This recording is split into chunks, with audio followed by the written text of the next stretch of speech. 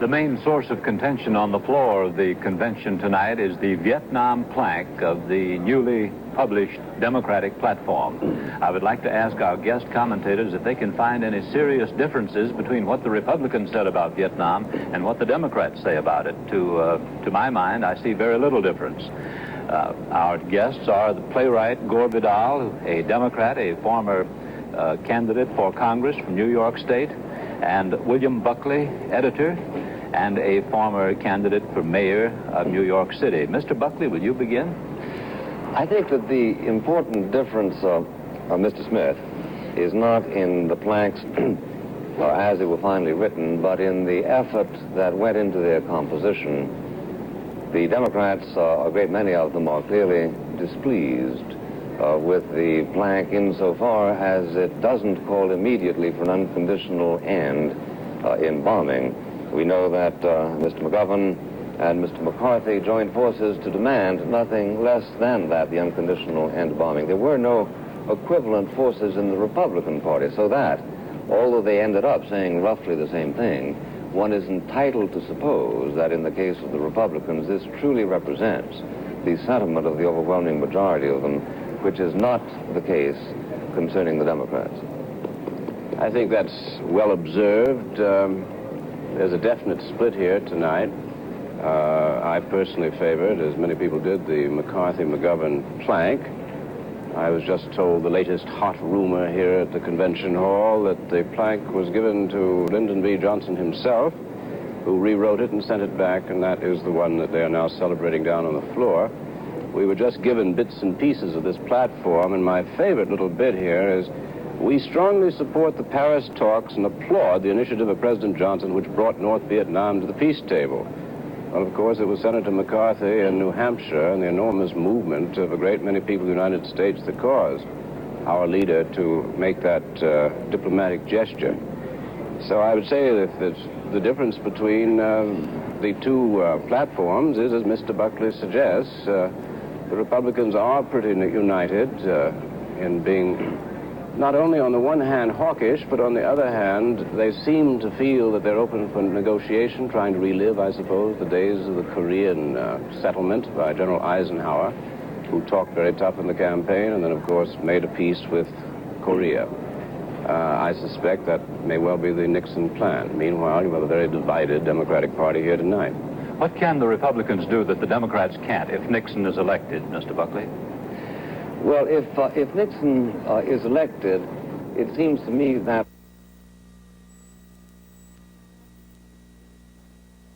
the strategic seriousness of our anti-communist position there. That is to say, that he won't be hampered by a divided party, some of which, perhaps even a majority of which, is bitterly opposed, as Mr. Vidal quite correctly suggests, to this policy. I do think, though, that Mr. Vidal's diagnosis is insufficient, primarily for the reason that he doesn't take into account extrinsic circumstances. For instance, Eisenhower's peace on Korea may very well, as Democratic Chairman Paul Butler pointed out at the time, have also had something to do with the death of Stalin, which conveniently took place 2 or 3 months after Eisenhower's election. But also, one has to bear in mind that there have been such sentimentalities as calling for a coalition government, as calling for sending blood to the Viet Cong, all that kind of business, which have considerably hampered the negotiations which might otherwise have taken place more speedily.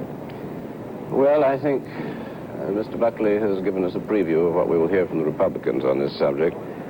I'd like to introduce a note that absolutely nobody has so far in the Vietnam debate, and that is that I happen to favor sort of diplomacy in the grand old style, and I'm sure Mr. Buckley will agree with me, since he too is a lover of the Congress of Vienna and Metternich policy, that we should, since Ho Chi Minh is the enemy of Mao Zedong, therefore we should support Ho Chi Minh. Mao Zedong is the enemy of the Kremlin, therefore in certain cases we should support him. And the Kremlin is, of course, the enemy of Mao Zedong, and we should support them. Now, this is grand politics. This is not ideological.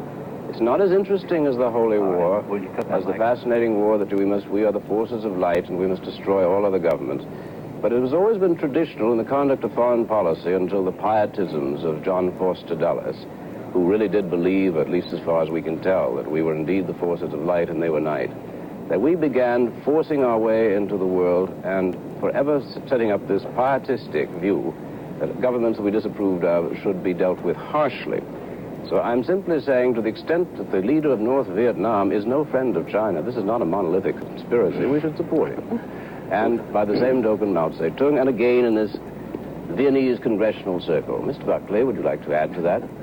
Well, yeah, Ms. Vidal's suggestion that perhaps it would be in our interest to support Ho Chi Minh suggests perhaps also that as a matter of testamentary integrity, I reveal a concrete proposal to that end contained in a letter sent to me by Senator Kennedy about 6 months ago, the PS of which was, I have changed my platform for 1968 from let's give blood to the Viet Cong to let's give Gore Vidal to the Viet Cong. May I see that, really? I think, however, that would be immoderate. In any case, I do share Mr. Kennedy's notion that Mr. Vidal's idea of how to prosecute the whole situation out there, quite apart from the fact of a congruence of general policy, is marred by his sort of strange fantasies concerning the realisms of politics. I must say, I'm looking at this. What a very curious handwriting. It also slants up, a sign of a manic depressive. Did you say that about Senator Kennedy? I did see that. Whether you forged it or not, I don't know, and I will have to have my handwriting experts, the graphologists, will have to look at it. I put nothing beyond you, not since the Dreyfus case, and we had such evidence brought into court. But it's very, very amusing and has nothing to do with the case. The fact that he was writing you letters makes me terribly suspicious of him as a presidential candidate. I will say that. I'm not talking on the about actual fact, you know. This is Senator Bobby Kennedy. Yes, I realize. I recognize the handwriting. So he said, he had some notes about you makes for me. You yes. suspicious. Yeah, it makes me very suspicious what he might have been like as president. But to get back to the plank, it's been fun inspecting your correspondence, but that what matters here is that we have, in a word, lost the war. And I think that was really the impression that the McCarthy-McGovern people have been trying to give the country, that we must get out of this. It's cost us $100 billion. It's cost us 25,000 dead. It has cost us something like 90% of the casualties are civilians, so when they accuse us of genocide, they are not without point. Now, wait a minute. We have nothing to gain by this war. Now, wait a minute. The activity of the United States in North Vietnam cannot be categorized as genocide by anyone who doesn't accept the postulates of the Communist Party. Their postulates being, of course, that we are interested in killing people for the sake of killing people, the distinction being how many people is it necessary to kill in order to pursue a perfectly legitimate military mission, a distinction that has been honored during the past 1,000 years. But we have not lost the war in Vietnam. What we have lost is an opportunity to press that war with such weapons as are especially at our disposal. And the reason we haven't is because we have proceeded schizophrenically, make love to the communists this side of the hemisphere, hate them and kill them this side of the hemisphere, and this doesn't. Well, now, what do you favor? Do you favor just an all-out war on communism, using nuclear weapons as you have in the past, on the Chinese nuclear capacity? Have I also favored? Yes, indeed. And something, a marvelous movement called a blow for peace. You came out, you said, quote, to give a 2-hour notice to the Red Chinese that we intend to destroy these nuclear facilities, and so give the civilian, military, and scientific population a chance to evacuate the plants, which we would then proceed, pure and simple, to blow up. Yeah, this is the great statesman sitting here on my right. That is an act of war. Why with nuclear weapons? I never said with nuclear weapons. I'll blow them up with poison ivy, for all I'm concerned. The point is... Oh, well, what is the difference? It's an act of war. No, it's an act of war. Mr. Vidal... To drop bombs on another country is an act of war. If you want to change what you finished saying a moment ago, I will welcome any change at any point in you. But you said a moment ago that I favored nuclear bombing Red China. For the record, I did not.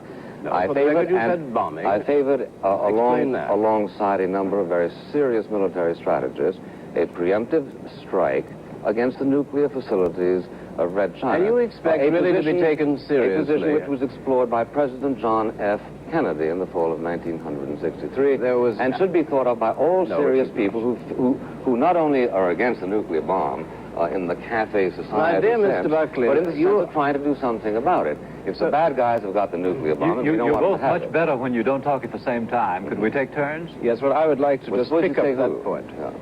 I would like to pick up that point. You did indeed want to drop bombs on China, which is a foreign country of enormous size. It is no business of ours, I should think, to begin a Pearl Harbor, give them a Pearl Harbor. You have also advocated the invasion of Cuba and what you call the immediate enactment of the Monroe Doctrine, something I suspect you have never read because the Monroe Doctrine ceased to exist in fact since 1917. Monroe Doctrine, for your information, happened to be dependent upon foreign powers in the United States in this hemisphere were not to be allowed, but by the same token, we would maintain ourselves outside European affairs.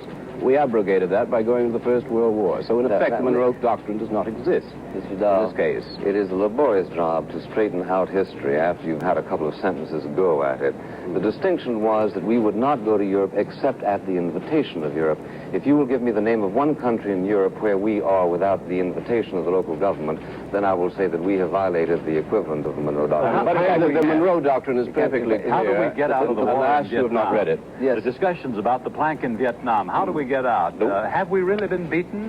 The answer is that we have not been beaten, Mr. Smith. The answer is that we are negotiating in Paris at this moment because the enemy feels the pressure of a 4-5-year effort by the United States and South Vietnam and certain of its Asian allies. It's not this simply because Senator McCarthy got 43,000 votes in New Hampshire. This isn't the way Haiphong works, Hanoi works. We can, of course, win the war, but it's going to take a concerted effort, and it's going to take the kind of